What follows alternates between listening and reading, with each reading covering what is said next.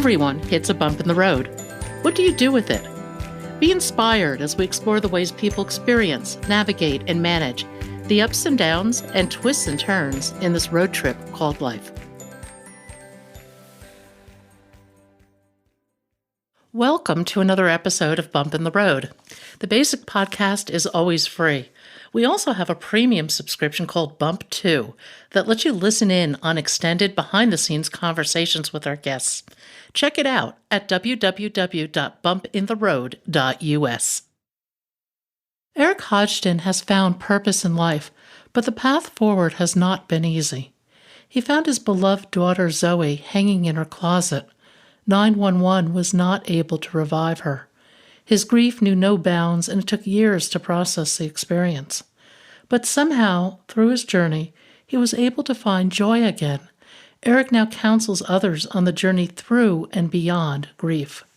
This is a heartfelt and heartwarming story about hope, possibility, and resilience. Eric, welcome to Bump in the Road. If you would, give us a little bit of background on your story. Hi, Pat. Thank you so much. I am a dad. I'm a coach. I'm a former IT guy. And about 7.5 years ago, I was fighting for custody of my 15-year-old daughter, Zoe, and I was helping her navigate the mysterious world of adolescent psychiatric hospitals.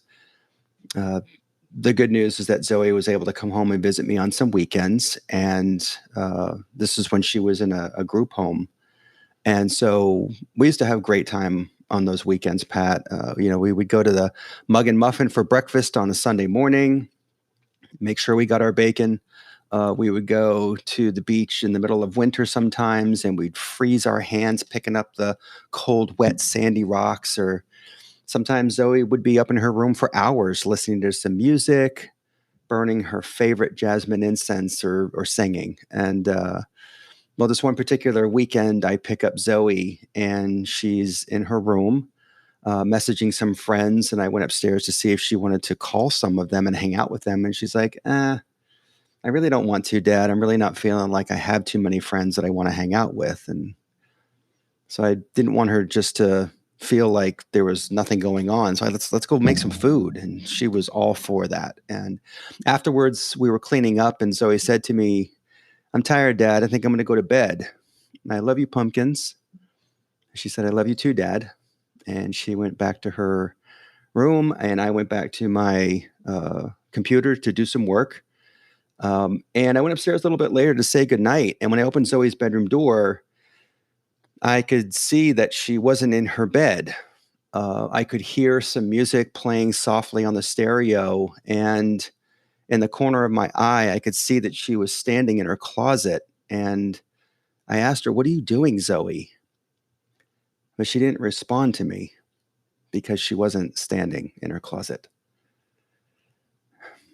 As you can imagine, so much went on that it's a blur. I wound up calling 911. And I got to the hospital that night hoping to talk with her and to comfort her and to let her know that everything was going to be okay. Instead, I was met at the door of the ER by the doctor who said he did everything he could, but he couldn't save her. That news absolutely floored me, Pat. I think I wandered the halls for how long, I don't know. And I made some calls. To whom and what I said, I have no idea. But eventually some people did start to show up at the hospital, and one being my sister. And on the way home, we stayed there for a little while at the hospital. They told me I could stay with Zoe for as long as I wanted to, but I didn't want to remember her like this. I wanted to remember her alive. I mean, I had that wherewithal already, but on the way home, I'm gripping the seatbelt in my sister's car, and I said to her, "I don't know how I'm going to survive this, or if I'm going to survive it." And she couldn't really say much to that.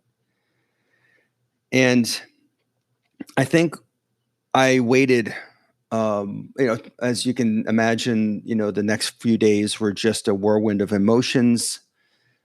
Zoe's friends and family showed up at the house. My house was full of people, and it stayed that way for about 2 weeks. But as you may imagine, after a couple of weeks, after the services are all done, people start to go back to their lives. The messages stop, the phone calls slow down. People go from, hey, I'll be over later, to call me if you need anything. I'm here for you. And I found myself sitting in my living room after the last person went home, and the silence was deafening. And I asked myself that same question: how am I going to survive this? And so I started to relinquish my survival to the one thing that I think a lot of our parents and other relatives tell us, and friends, when we're younger, that time heals all wounds. I started to surrender this process to time. But as you can imagine, time doesn't show up for you, especially with something like this. There are some things that time can help with. In fact, time is not the driver, it's the companion of your journey, no matter what setback you experience in life. And so I realized I had to take a different approach, Pat. I had to do something about this. Nobody else was coming to take this pain away, to help me take the next step or the step after that. No one was coming to change my mindset about what I needed to do and how I was going to process this. No one was coming to give me an understanding of why this had to happen. And so I that different approach I took was that I had to do something about it. I started my journey uh, in a very, I wouldn't say it was like I hit a starting spot, but more or less I started to just do more in the realm of actions that I could do at the time, because honestly, losing a loved one is debilitating in so many ways. Um, and I just started to walk that path step by step. I couldn't focus on all the steps. I could only focus on the very next step in front of me. And that was how I was able to kind of process and move through not just surviving losing Zoe, but more importantly, finding better days and getting back up, ultimately living beyond the loss now 7.5 years later. And that leads us to where we are today. In your book, you wrote, I believe we must die in order to live. Hmm. Yeah, I think we do. I think that whether we, I think something inside of us dies. Um, Something inside of us dies, and mourning is the process of that loss. And whether it's an external loss like Zoe, or it's something inside of us that, for me, time. You mourn those things that no longer are present inside of you.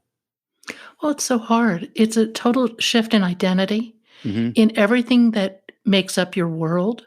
I mean, Yes. you're just thrust out into this void, Hmm. and there's no obvious path through it. No, no, there is no path through it. Sorry, that's not what I meant to say. There's no obvious path, like you said. Yeah. There's no obvious path through it. You are cast out into this void that you didn't choose to be in the first place. And again, I don't think there's anybody that's going to come in and walk it for you. However, I do believe, and I have seen, that there are people that will walk with you on the journey. They've gone through something of this nature, most likely. They're a guide. They have run those miles, they have those scars, and they're coming to a place in meeting you where you are on your path and saying, I got you. You don't have to do this alone. Did you find those people or did they find you? That's a great question. I think it was a combination. I had been working with a therapist for many years prior to that, so that was an immediate resource that I knew that I could access as a guide. um, to help me sort some of those emotions and those feelings and those thoughts that I thought were making me crazy. And yes, others did come along the way at the right time. When I say at the right time, um, it was where I was on my journey. There's an old saying, and I do believe this to be true, that when the student is ready, the teacher will appear.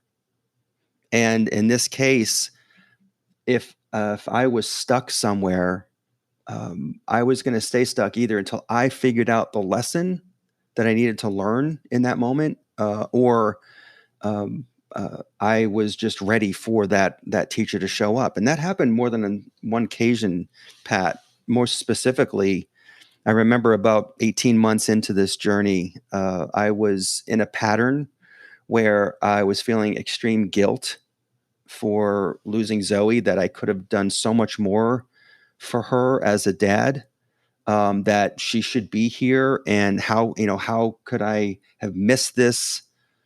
So many questions I asked myself, and this pattern manifested in a sobbing session in my car. I took the commuter rail into work into Boston when I was living in that area, and when I came home, it was about a 2 mile ride from the train station to my house. Inevitably, by mile one, I would start to cry, and I would start to say those things to myself out loud in the car. I'm so sorry, Zoe. You should be here right now. I can't believe I missed this.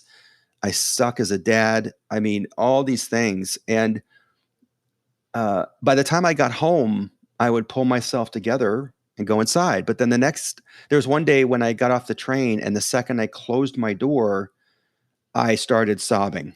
And the same thoughts were not only coming to me, but they were amplified now, to the point where I was crying so hard that the windows fogged up and I couldn't see where I was going. And now I'm screaming at myself in the car. And I said something that, oh my God, Zoe, I am so sorry. This was all my fault. And it was as if Zoe was sitting in the seat next to me, Pat, and I heard her say, Dad, cut it out. I'm okay. And I froze. And I thought about it. And I stopped crying. And when I pulled into my driveway, I sat there for about 10 minutes thinking, she's right. She's okay. It showed me that I know I did everything that I could for Zoe while she was alive. She decided to take her life. I did not make that decision for her. It was hard to accept that. There's always things that we do as parents that we wish we could do better, or for those that we love, we wish we could do better.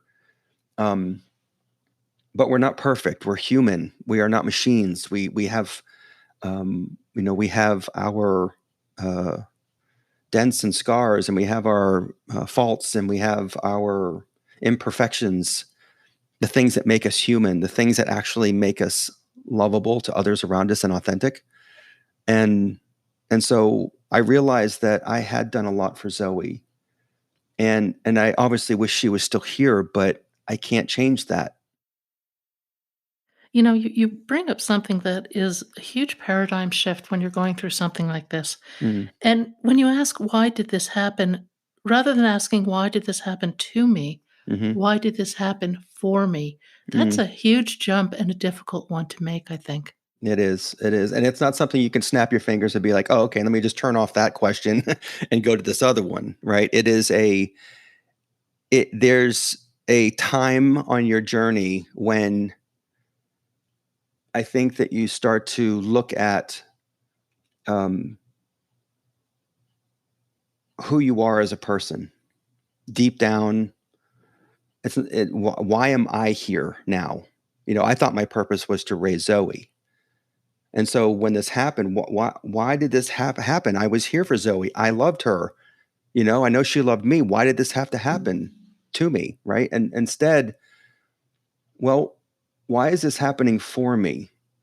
And that became apparent pretty quickly when I thought about it. And it was happening for me to connect with other people on their loss, starting with Zoe's friends, reaching out to them very soon afterwards, not surrendering my healing to time, but rather doing smaller things like reaching out to Zoe's friends and saying, "How are you doing?" And listening to them, because it helped them and it helped me as well. And so there was a lot of um, uh, lessons I think I've learned on this journey that were for me to learn about who I am as a person, what matters most in life now, and how I can approach situations with grace versus uh, a closed-minded uh, attitude. Instead, it's now about gratitude and being grateful for what I have. And by the way, Pat, I mean, this is just it's life. We have those moments. I still have moments when I uh, I let things get to me on that realm.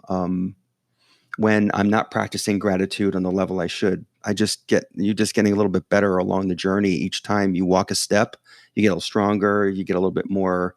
You're a little bit more aware. You can get to those spots of clarity much faster. Yeah, one of the things that you said is really interesting, and that is when you decided to take action on things, reaching out to Zoe's friends. Hmm. That decision to take action is a real turning point, isn't it? It is. It is. And it's a turning point internally for you in so many ways. Um, I just had a conversation yesterday with a young man who lost his father to suicide about 4 years ago. He's 21 years old, and it was a fantastic conversation because he struggled and he wrestled with, why me? Why did this happen to me at first? But then he realized that that wasn't doing anything for him, and it was keeping him stuck. Instead, he wanted to look at it from a place of meaning, not why did this happen to me, but more or less, why is this happening? Why am I here now? What purpose do I have to serve others? And he's actually in medical school now, and wants to be in oncology. And imagine imagine having a conversation with somebody who's potentially going to lose a loved one due to a terminal diagnosis, and having that knowledge of walking a journey of losing somebody, albeit a different path, but losing a loved one that's so close to you, but being able to bring that compassion forward to say, I know where you're at right now. I know it's scary, uh, but there is a way forward. There are better days ahead. Yeah, it's hard to know it at the time, but there can be much better days ahead. And I think Hmm. finding purpose is part of that. It is, and it takes a while to find that. I mean, I think the last thing you're thinking about when you lose a loved one in the early days, weeks, and months, the last thing you're thinking about is purpose. You're simply trying to find a way to get through it. Sometimes on a daily basis, even sometimes on an hourly basis, you're trying to just make it. And I get that, and I get it. But I do think that when you get to those better days, when you start to realize that you're coming out of that survival mode, and you can then start exploring what's next for you, what matters most to you in this world. Again, I'm a career IT guy. I spent 25 years in that career. And I remember going back to work about 4 months after Zoe died, and I had this conversation with one of the senior leaders of the company, who was demanding that my team produce 5 or 6 devices, mobile devices for testing. And beforehand, before I lost Zoe, I was all over it. What do you need? When can I get them for you? After I lose Zoe, I'm thinking to myself, this gentleman is pressuring my team for something that's obviously meant to help the business move forward. But in the grand scheme of life, how did it matter in that moment that I produced those devices? And so it just opened. That's, I think, when my eyes opened to focusing on what matters most, and then exploring what that purpose is. You have some interesting numbers in your book. And this is something I think you see. across people who have been through some sort of a trauma. Mm-hmm. That is 24% of the people are just surviving, Mm-hmm. 63% are stuck, Mm-hmm. and about 13% are thriving. Yes. Yeah. I that shocked me. Um, but it's that's what I see out in the realm of helping people to move through the loss of a loved one. I think resources out there are focused on survival being the end game. Once you've reached that point, you're on your own. I am, and I challenge, and I'd love to find them. And I challenge myself on a daily basis to find resources that go beyond getting somebody to just survival mode, no matter what the setback is. Let me give you an example of that. When you go through a very difficult breakup of a relationship, aren't there dating coaches to kind of help you get back in the game? There are resources, there are apps, there's there's your friends that are encouraging you to go out and do things. Um, and I'm not suggesting there isn't similarities in the grief realm. However, most of the resources out there are focused on just getting you to a place where survival is the best either you can hope for or that you'll get to. And after that, um, I find it very challenging to locate any resources that help you to find those better days, to start exploring what a reemergence out of that abyss, that void, looks like for you, and then ultimately what living beyond your loss will look like, how you can both honor your loved one and live your life at the same time. That to me is the ultimate honor of your loved one, not sitting in your grief indefinitely. And I know it's hard. I know it's hard. It is hard. The thing that I find so interesting, though, is your story about manufacturing 5 new gadgets.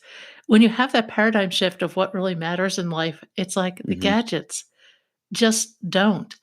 Um, do you think Right. that everybody has a teacher like that comes across their path, and it's a matter of noticing? Yeah, I think there's a when you reemerge from the void, I think you are getting reconnected to life in a different way. And I think that as you're starting to reemerge, you are starting to allow uh, some new energy, if you will, to come into your life, whether it be a new purpose, a new passion, um, maybe picking up something that you were passionate about much earlier in life that you want to, try again or put in front of you again, starting a foundation that honors and helps with research in the illness that you're working with, that you're sorry working through. There's so many.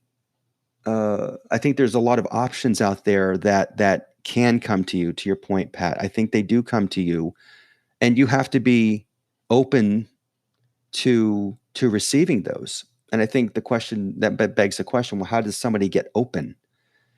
And I think as you're starting to reemerge, it is allowing yourself and giving yourself permission to be open to what's possible moving forward. You don't have to explore everything. You don't have to do everything. But I was introduced to this realm of storytelling and authoring books and training and coaching that I was not aware of previously. And I have met so many incredible mentors and coaches and friends and others who have helped me as I move into this living beyond the loss phase of with Zoe, and I just feel so incredibly supported, and it's just strengthening me every day.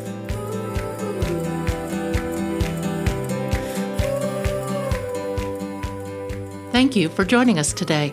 I hope you found something in today's podcast that inspires you along your own life's path, because sometimes a bump in the road is actually a portal into a more conscious and meaningful life. You can subscribe to our free podcast at www.bumpintheroad.us or become a premium member to hear the full conversation. Just go to www.bumpintheroad.us for more information and to sign up.